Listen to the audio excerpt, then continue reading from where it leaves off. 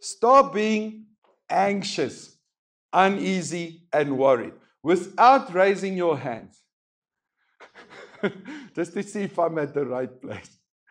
Whom of you have been a little bit, just in the few, like let's say the last month, about finances and the basic needs of life, have been a little bit uneasy, anxious, or worried?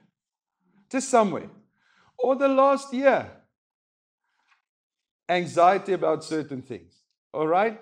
So, and it's not just money. There can be anxiety about a health problem or anxiety about something. All right? But it says, stop being uneasy about your life. Anything concerning your life.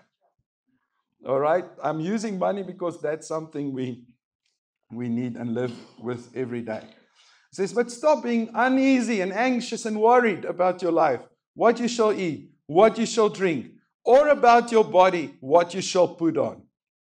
Is not life greater than food and the body than clothing? So your life is greater than food, your body than clothing. But I tell you, that scripture doesn't say clothing and food is not important. It is saying your life is very important. Therefore, clothing and food is also important. We've read this portion and say, listen, our life is more important than food. So food is not important. Clothes is not important. We've read it in a different way, as if God doesn't want us to have things. But here it says the Gentiles crave these things. Your heavenly Father knows well that you need them. O you of little faith, meaning have faith that your heavenly Father knows you need things and that He actually wants you to have things. By seeking the kingdom, you'll understand that God wants you also to have these things. God has given you a kingdom purpose, an assignment, a specific call. You are not on earth just to live and see what happens. There's a plan with your life. Okay, what is your value in God's perspective? He gave His only Son. Romans 8 verse 32, He who did not spare His own Son, but gave Him up for us all, will He not with Him freely give you all other things? But the essence is He gave up His Son. He gave His best. He gave Jesus. He gave up His Son. Will He not with Him freely give you all things? So your value to God is this much. You know, on the cross, demonstrated forever. How much are you worth to Him? And your heart, hearing that and seeing that, causes faith to arise in your heart and trust. Because your heavenly Father sees you as your own child. The moment you said yes to Jesus, you signed up for duty. What is the duty? Go into all the world and preach the gospel. That's a general assignment for all believers. You don't have to be full-time in ministry to do that. There where you are, preach the gospel. So it's not for full-time preachers, it's for believers.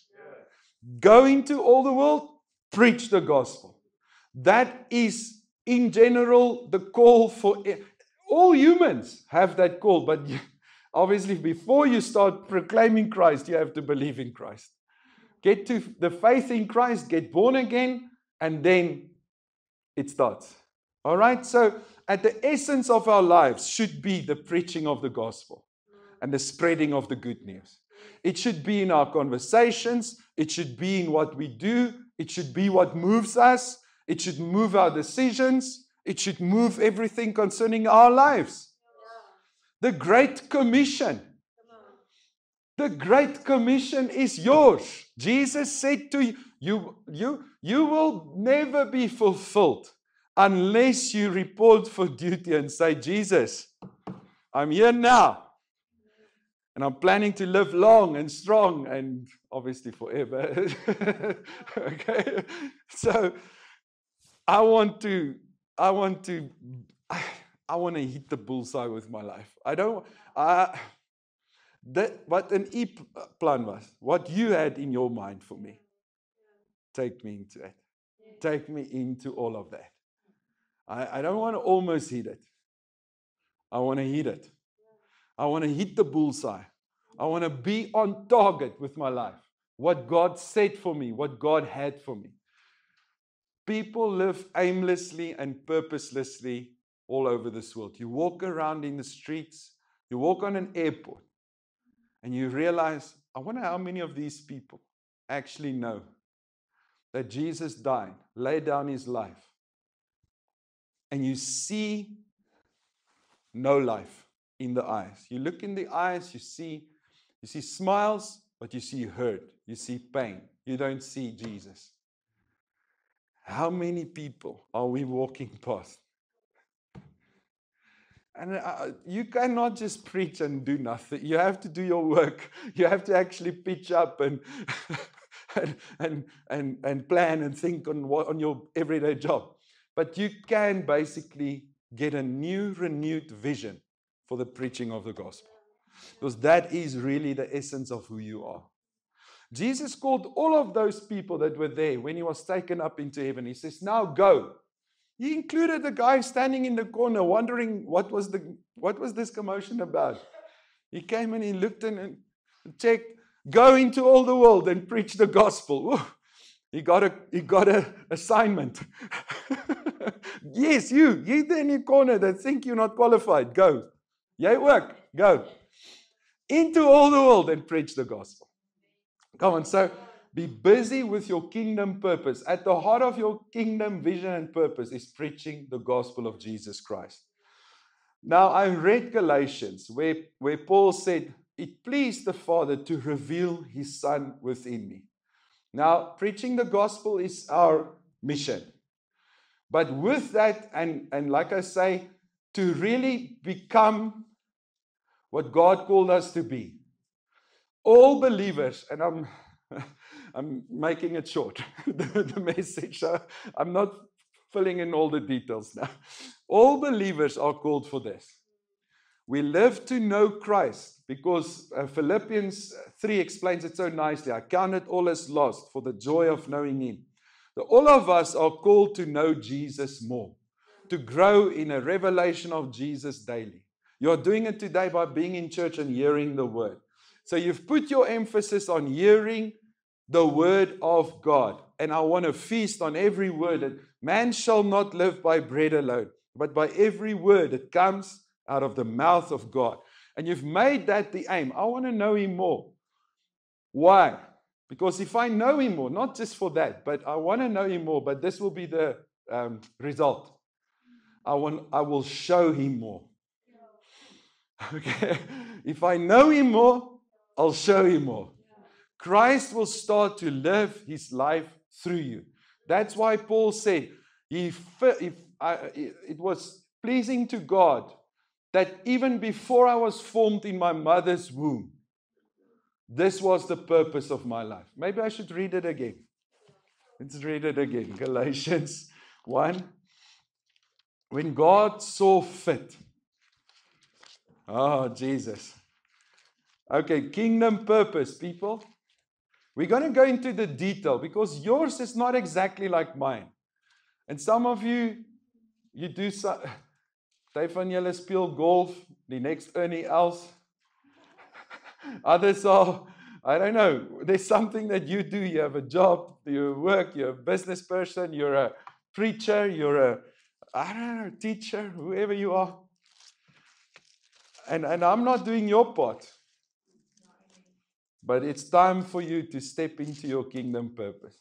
Don't look back and say, yo, I missed it. I should have done more. I should have. Thank you, Jesus. It's a new day. I'm not going to live through life without purpose.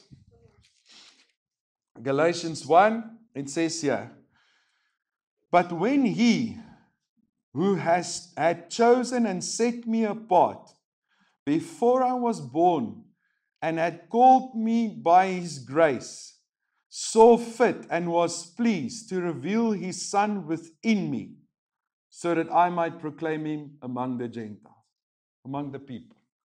So it's just explaining, he just explains actually something else, but he starts off by saying, when he who had chosen me and set me apart before I was born. In Isaiah it says, before you were formed in your mother's womb, I knew you. I knew you. That doesn't mean you existed. He just knew. He's outside of time. He knew you before you were born. He knew you. That's what the Bible says. He knew us before we were formed. Before we were formed, he knew us. So he had a plan for you before you even came out of your mother's womb. There was a plan that actually had your name on it. This is the destiny. This is what God has. And we don't live in that automatically. I'm sorry, people. Sometimes we maybe stumble a little bit upon our destiny if we at least live to know Christ. But we have to find purpose and live it.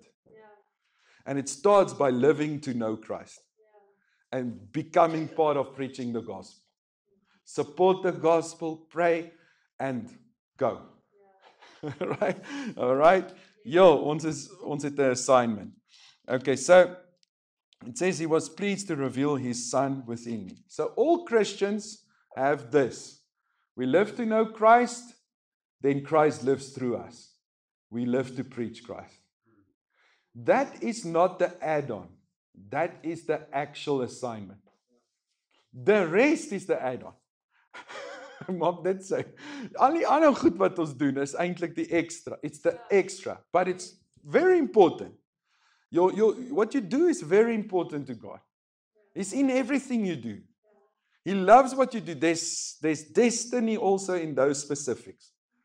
But the fact that he called you to live for this purpose, to know him and reveal him and preach him. And if we can start living that, the rest will fall into place. When you focus on your assignment, God said to me this week, focus on your assignment. I will take care of you. We've seen God doing miracle after miracle. But focus on your assignment.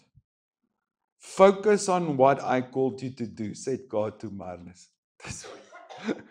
So now here's my distraction. I focus on what I think I should accomplish. I'm a little bit busy with God's part. Now for me, then, my assignment, first of all, will be to preach Christ. I know we're going to build that church, so I have vision for the building. I have vision. That's part of my assignment. But importantly, first mission is to give the bread of life. And so I've become a little bit focused on trying to make things happen and then nothing happens. Versus giving the bread, letting the water flow. I can do that. Like I feel free. I have a burden lifted off of me. If I focus on my assignment, God will do the rest. So I say yes. And then you have an assignment. And if you focus on your assignment, God will do the rest for you as well. And then you will see everything coming into place in your life. Things that you cannot make work in your own strength ever. You maybe have a great life. God have a better life for you. You maybe think you have all. Yeah, there's things. That's why the deceitfulness of riches. Let's say this. Say you can be one of the richest people upon the earth, but you still need Jesus just to live. Just to live. There are rich people today, and you know I'm not against riches, but there are rich people today that desperately need what we have. And that's Jesus. Because when this is done, there's no life outside of Christ. And how serious is that? So we need, they not just for afterlife, but for life, they need Jesus. I'm not threatening, I'm just saying. It's true. So you see, Families fall apart, but they have more than enough money. They cannot buy happiness in their marriage. You see health falling apart. You need Jesus for all areas. All areas of your life. And He is the healer. Stay, like, there's stuff I've prayed for that I'm still, if I'm in the natural, I'm thinking, Here, hoor jy? Is there some of you that are there? Here, hoor jy as ek bid? Ek het nog gevra. But then there's other things that He did. And I'm always leaning to that. Say, yeah, I remember that. I remember when I prayed for that. I remember this lady came here. I shared this testimony a few times now. How she came in November on morphine pain medication because of cancer. She came here, a friend brought her. She had no hope. Just cancer all through her body, pain, terrible. Prayed for her, her pain left. Now you sit here in this church, someone put his hands on you, and her pain left. That is a fact. It's not a story. How can that happen unless God lives? I'm either lying to you, which I'm not, or it really happened. So you consider that, if God is true or not. All right, so I just thought maybe to say that. So, but now I prayed for her and her pain's left. She was in tears. So in January, she called me and said, I want to see you urgently. I'm thinking, I hope she's okay. You know, unbeliever. I hope she's fine. I prayed for her. I did my best. Let's see. So she called me. No, I want to see you. Okay, let's see. Also, then I just told myself, well, if she's not good, I'll pray again. God can do it. But she came and she said, no, I have no pain. From that day until now. She said, but I was at the doctor and they said, because of the tests they did, I still have the cancer. But I'm pain-free. And he struggles to hear my story and believe what I'm saying. But he sees I have no pain. He says, I can't explain that, but you still have the cancer. So I said, you know what? We trust God that the report of the doctor will confirm your healing. I said, but really, if you think about it in Jesus' time, if the pain left, people assumed they were well. I said, okay, but I'm not saying, please. But what I want you to have is just peace in your heart when you go back to the doctor, that God did it. Yeah. She found me there. Philip and them were there outside at the cricket, where we were playing cricket, or not we were. The children. I was not playing, trust me. That was just a slip of the tongue. She came. I want to tell you, all my tests, I'm healed. I'm free. Cancer-free. I'm healed. Isn't that awesome?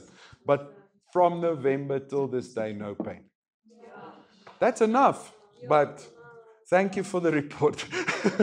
Healed. Isn't that awesome? What did I do? Laid a normal human hand on someone and the cancer disappeared. One miracle like that. When I look at things and I ask God, Here, hoor jy nie? Then I think of, but that lady. Then I think of, I remember that deaf ear. That guy was born deaf, healed in our office, and how he reacted. How can I doubt God? I'm sorry, Lord. And then I turn back to God and say, Lord, here I am. I believe you can do it. The specifics of the call is unique to each person. How will you find that? If you live to know Jesus and reveal Christ and preach Christ, your desires will be affected by the Holy Spirit. Then you can trust those desires. Literally, stuff that you have Like when you think of it, it gives you life. It makes you excited. Not those things that you do because you think you have to, and this is, we all have to do things that we have to. But on the way to fulfilling your destiny, do things that you don't like doing until you live doing what you love. Until life works out this plan of God for you, that you actually just fulfill your purpose. And every day is like holiday because you love what you do. Isn't that awesome? So start doing stuff that you don't like doing and get your kingdom vision going and get the details and start taking steps towards that thing that is making you jump for joy. And then your whole life you can live like this, jumping for joy. Imagine this.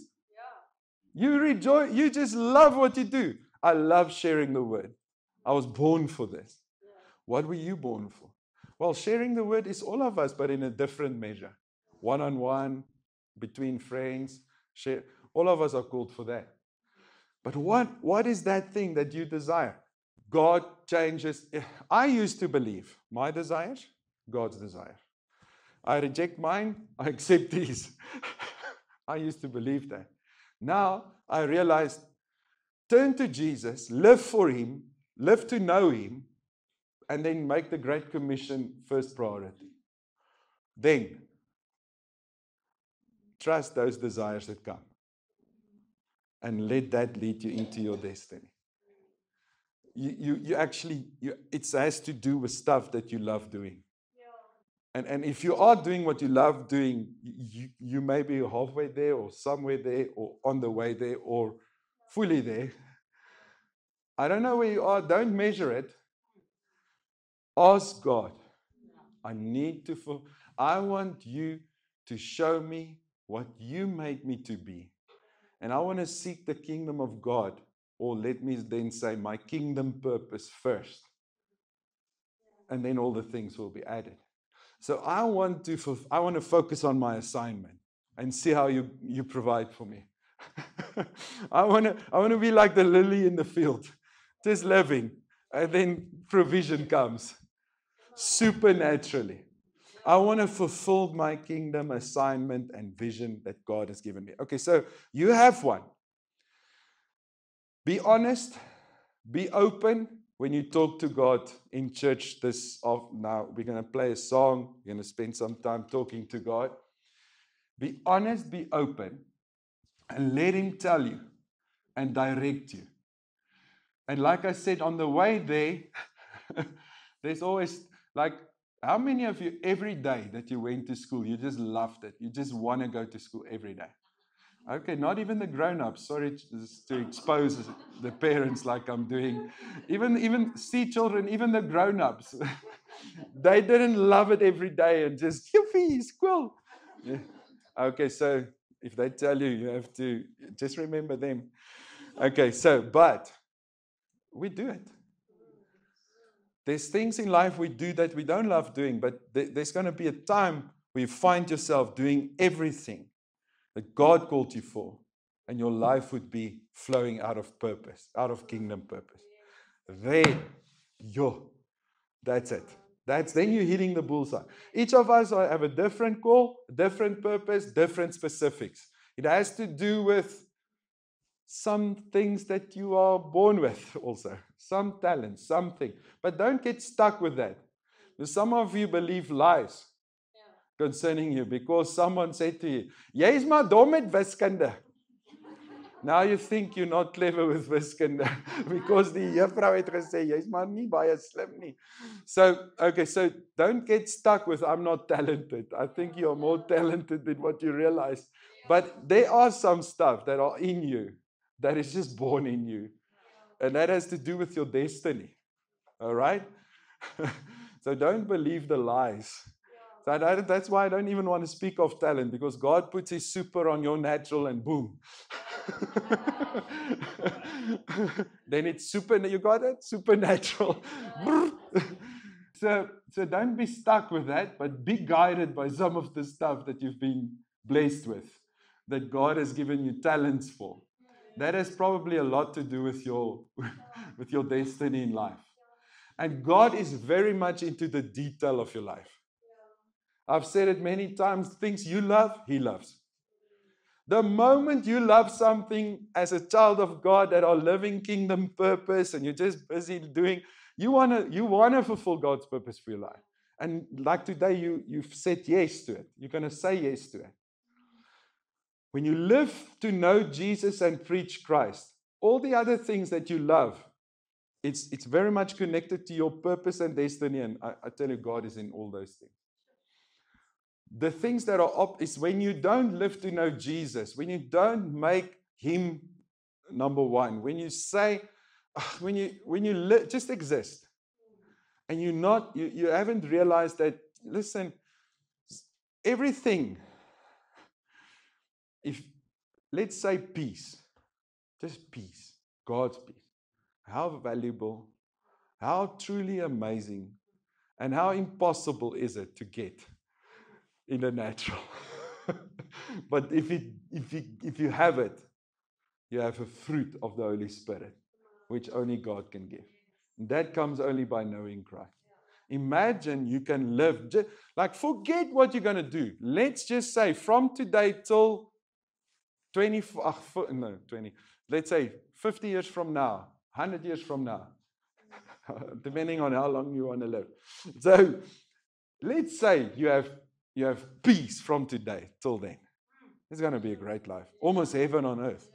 That almost feels unrealistic. Like, jy kan nie, dit kan nie. The Bible says be anxious for nothing. 4 times it says, why are you anxious? Why are you anxious? Why are you anxious? 4 times in this verse. Seek the kingdom, God will add. Anxiety should just go. Peace should just go. Peace can only come in a relationship with Christ. When you make Jesus priority, you say, I want to know you. Because in you, it's my purpose. In you. I'm my Father's child. Remember that song that we listened to just now. The truth is, I'm my Father's child. I'm not going to listen to the lies anymore. Let's just do a confession. Say, Father, I ask you to reveal to me my kingdom purpose. From today, I live to know you. And I know you will live through me. I also live to proclaim and to tell people the good news of Jesus. Now show me what you called me for, or the next step in that direction. Show me who I am, what I was made for, what you created me for, my created purpose. Amen. All right. So Ephesians 2 says, you are God's workmanship, verse 10, recreated in Christ Jesus, born anew, that you may do those good works which He predestined for you, taking paths which He prepared ahead of time. You are God's workmanship, recreated in Christ Jesus for a purpose. Amen.